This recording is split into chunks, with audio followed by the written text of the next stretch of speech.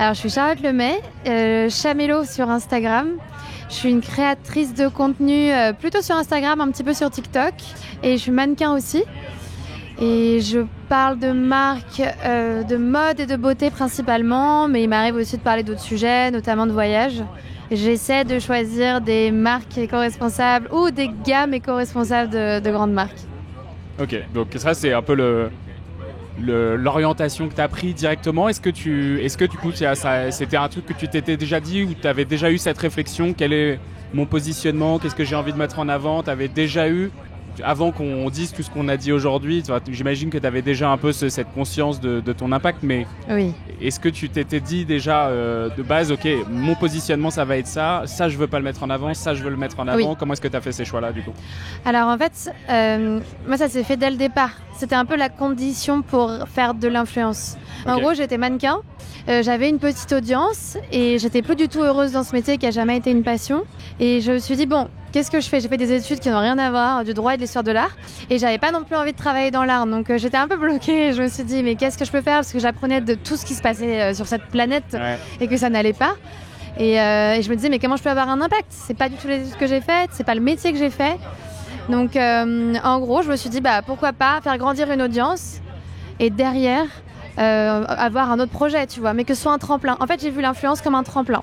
Ok. Et quand tu dis c'était une condition vis-à-vis de qui? Vis-à-vis de toi? Vis-à-vis de moi. Ouais, c'est une condition vis-à-vis de moi. C'est juste que ça me dérangeait. En fait, je supportais plus d'être mannequin et donc de promouvoir des produits, en fait, d'inciter à vendre en valorisant des produits, quoi. Enfin, en fait, mon métier, il était complètement antinomique avec les valeurs que je développais. Et donc ça s'est fait progressivement et même au départ, j'ai pas compris pourquoi je me sentais pas bien. Ouais, donc il y avait une dissonance que tu n'avais pas captée. Ah mais une énorme dissonance et en fait au fil des mois, des années, je faisais des crises de panique. Je me disais mais qu'est-ce qui m'arrive en fait Et tout le monde me dit mais tu fais un métier super, tu gagnes dans ta vie, ça marche bien, tu voyages.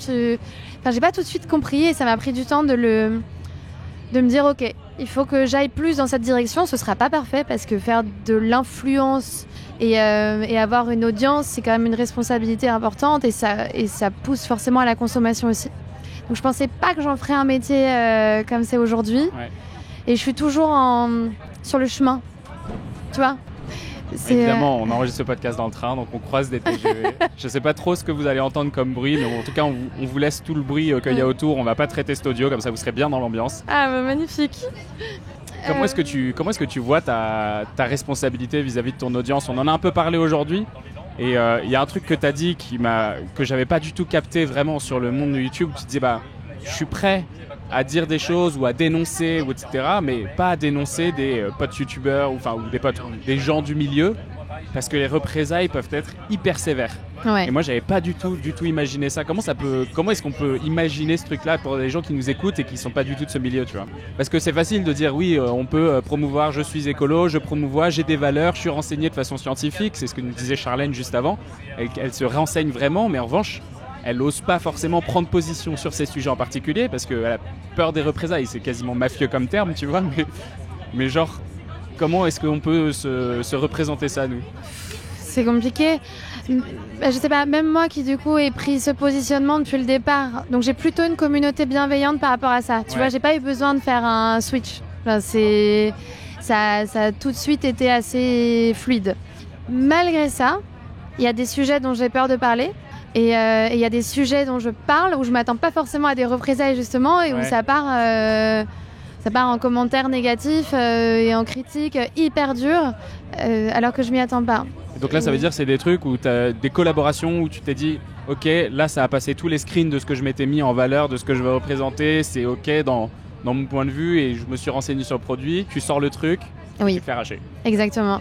En gros, moi aussi, j'essaie de me renseigner énormément, que ce soit de manière générale sur mon quotidien et ma vie, mais aussi sur les partenariats que je fais. Donc, je passe vraiment du temps à lire le brief. Si j'ai des questions, je les pose à la marque et je refuse très souvent des collaborations, je refuse très souvent des voyages.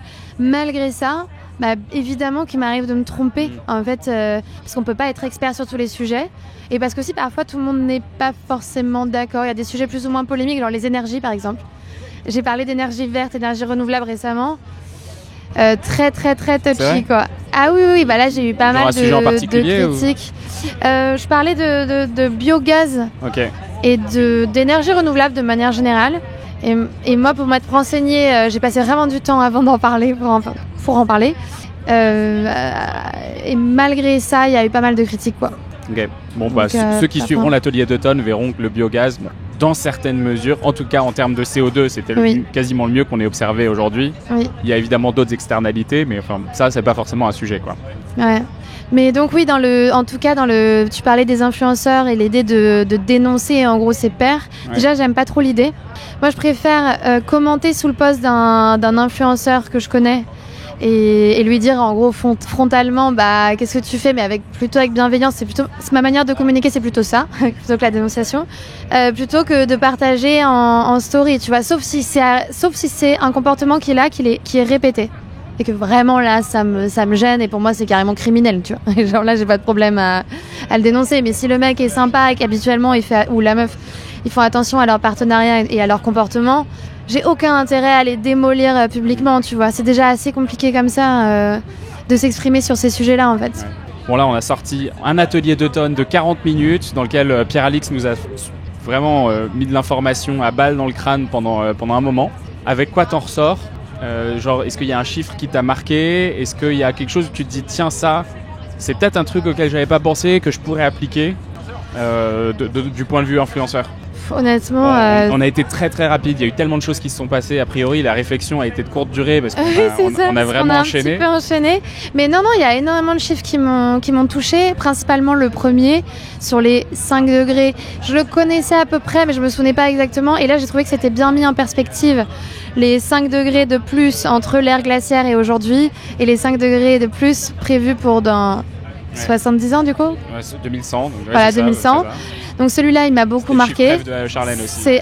L'entrée en matière, elle était un peu rude. Je sais pas si c'est le bon terme. Ah, c'est mon chiffre préféré, ça, de réchauffement climatique. Moi, j'avais envie de pleurer, clairement. Ouais. Là, premier chiffre, je me suis dit, ok, je suis trop sensible pour ça. C'est bon. Il y a eu ça. J'ai adoré, je sais pas si ça sort du cadre du coup, mais j'ai adoré la métaphore de fin sur la randonnée, que j'ai trouvé très cool. Tu me la racontes ? Je pense que les auditeurs l'auront pas, celle-là. Je me demandais si du coup quelqu'un en avait déjà parlé. L'idée qu'en fait, faire sa transition écologique, ça va être compliqué, tout comme la randonnée, en fait, qui est le sport préféré des Français. On a appris ça tout à l'heure.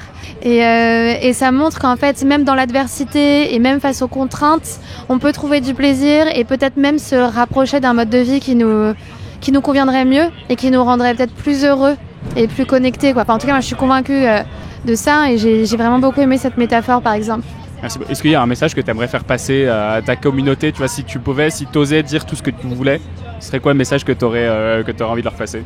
De manière générale, ce que j'aime bien communiquer, c'est parce qu'on ressent tous beaucoup de culpabilité dans notre quotidien, et ça bloque, ça empêche parfois de s'engager davantage. Et du coup, j'aimerais rappeler qu'en fait, qu'on n'est pas parfait, mais qu'on est ensemble, et qu'on est tous sur le chemin, ou presque, et qu'on est peut-être à des étapes différentes, mais qu'on a besoin de tout le monde. Et essayons de pouvoir parler d'écologie avec ses proches, à son travail, ou même sur les réseaux sociaux, de manière bienveillante, et de ne pas se juger les uns les autres. En fait, il y a un truc qui me déprime dans les milieux écolos et aussi dans la vie de tous les jours, c'est la façon qu'on a de tous se regarder, se critiquer et de voir que les mauvais côtés. Et essayons de valoriser plutôt les bons côtés et les efforts de fait, et pour aller tous dans la bonne direction. Un gros problème de pureté militante, on en parlait avec Mamad. Je sais pas si tu connais The Impact Story sur Instagram. Oui.